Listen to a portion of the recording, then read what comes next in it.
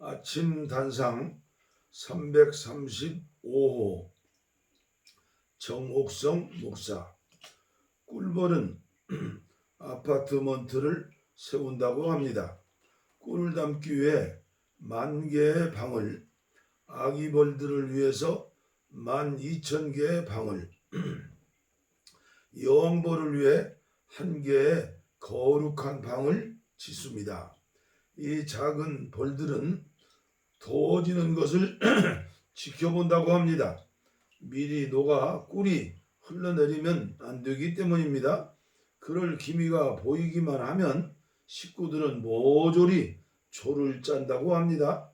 문간마다 보초를 세웁니다. 다리들로 버티고 섭니다. 그리고 날개로 각자 바람을 붙여댑니다. 전기 선풍기가 무색할 정도라고 하니 대단한 협동입니다. 꿀은 녹으려다가도 수만 개의 날개로 붙이는 바람에 의해 서늘하게 됩니다. 이 작은 꿀벌은 사방 20마일 안에 있는 꽃은 모조리 찾습니다. 꿀벌은 작지만 자기 본분을 다하는 것입니다. 그런데 수년 전의 일입니다. 한 미국 사람이 상당수의 꿀벌을 서인도 제도에 있는 바르바도스 섬으로 옮겨갔습니다. 처음에 이 꿀벌들은 다가오는 겨울을 준비하여 열심히 꿀을 모았습니다. 그리고 지금까지 살아온 것처럼 자신들의 책임을 다하였습니다. 그러나 아무리 날이 지나도 겨울은 오지 않고 여름만 계속되는 것입니다. 그리고 애쓰지 않아도 늘 꿀을 가까이 대할 수가 있었습니다. 그러자 곧 그 부지런하고 자기 책임을 다하였던 꿀벌들은 게을러지기 시작하더라는 것입니다. 나중에는 꿀을 모으려고 하지도 않고 게으르게 날아다니기만 하더랍니다. 마침내는 성질까지 나빠져서 사람들을 쏘는 나쁜 벌들이 되고 말았다는 것입니다. 오늘 현대인들도 많은 풍요와 편안한 삶에 젖어 이 꿀벌들처럼 우리의 삶이 타락하고 나태해지지 않았는지 염려됩니다. 풍요가 불러오는 게으름과 태만은 꿀벌에만 국한되지 않습니다. 장마철에 과일은 달지 않습니다. 이슬을 맞지 못하기 때문입니다. 따가운 햇빛이 많지 않기 때문입니다. 아침 저녁으로 소낙비가 쏟아져 내려도 과일의 맛은 새벽에 맞는 이슬과 햇빛에 달렸습니다.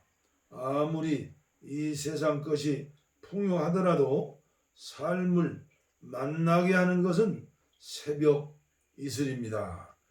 행복은 매일 아침마다 임하는 햇빛에 달려 있습니다.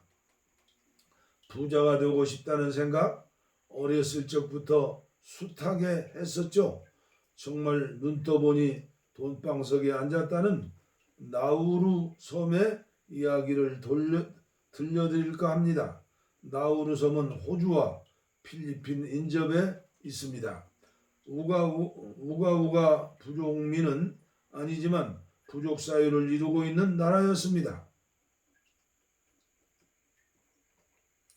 이들의 비극은 1899년 발견부터 시작되었습니다. 이 섬에 예로부터 알바트로스 바다새가 많이 살고 있었습니다. 이들은 많이 먹고 똥도 많이 쌌습니다. 그런데 알바트로스의 똥이 산호섬 위에 퇴적되어 인광석이 되었던 것입니다. 바로 그 인광석의 발견, 그때부터 나우루 사람들은 달라졌습니다. 어떤 학자들은 인광석이 석탄보다 뛰어난 자원이라고 합니다. 하루아침에 나우루 섬은 보물섬이 되었습니다. 소문에 의하면 자고 일어나면 국가가 통장에 몇 억씩 꽂아 주었다고 합니다.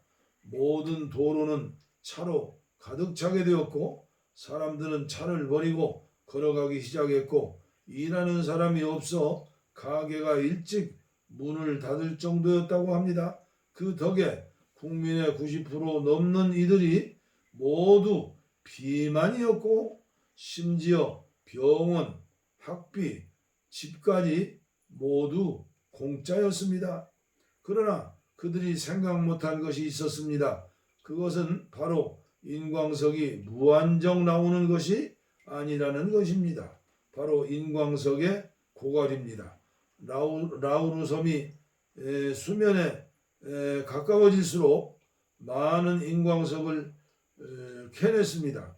그런데 나우루 섬에는 인광석 말고도 사라진 것이 있었습니다. 그것은 일하고자 하는 의지입니다. 이미 너무 먹고 노는 것에만 익숙해져 버린 것입니다. 인광석이 없어진 것보다 더 무서운 것은 이미 삶이 피폐해졌다는 것입니다. 국가 예산이 풍부하여 세금도 없고 교육비, 의료비 등이 공짜이고 결혼하면 국가에서 새집을 주었습니다. 모두 부자여서 고급 승용차를 두세 대씩 가지고 해외여행을 다니고 일은 안 했습니다. 걸어다니는 것조차 귀찮아 했다고 합니다. 채굴 노동이나 식당, 공무원 등은 모두 외국인을 고용해서 해결했습니다.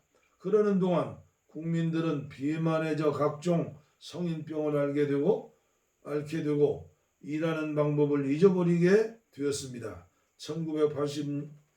1980년대까지 그렇게 살았는데 점점 인광석이 고갈되고 21세기에는 더 이상 캐낼 것이 없다는 것을 알았습니다. 하지만 국민들은 노동해서 생활비를 벌어야 한다는 것을 이해하지 못했습니다. 재정난을 극복하기 위해 1990년대 정부는 노력했습니다. 외국으로부터 자금을 빌리고 돈만 내면 쉽게 국적을 취득할 수 있게 하고 세금이 면제되는 은행을 운영하고 오스트레일리아로부터 돈을 받고 난민을 받아 주었습니다.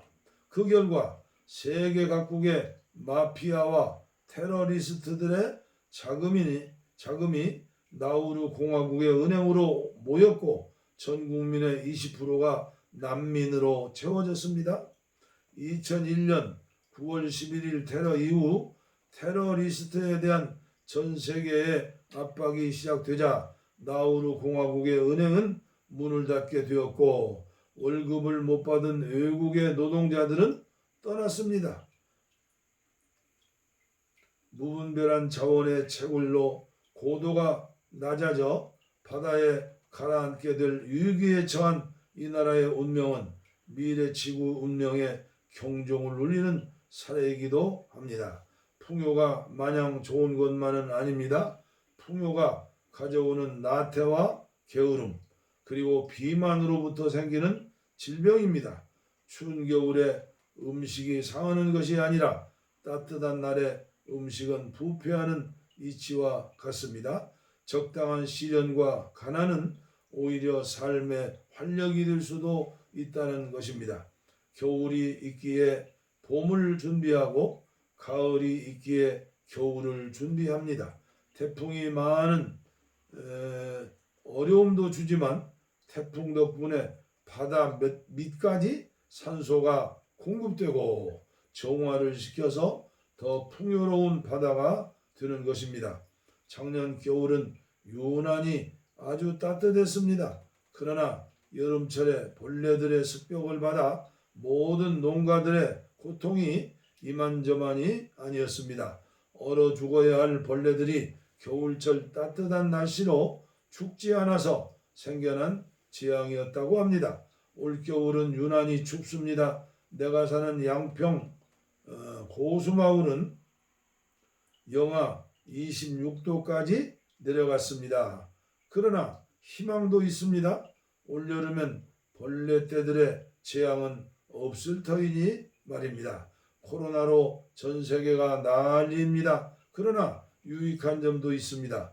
환경에 대한 경각심도 가지게 되었고 평소에 적당한 운동을 통해서 면역력을 증진시켜야 한다는 자각도 가지게 되었습니다. 인간이 자연을 파괴하고 보호하지 않고 특히 동물을 학대하거나 내몰면서 그 고기를 탐할 때 얼마나 무서운 결과를 당하는지 여실히 보여줍니다.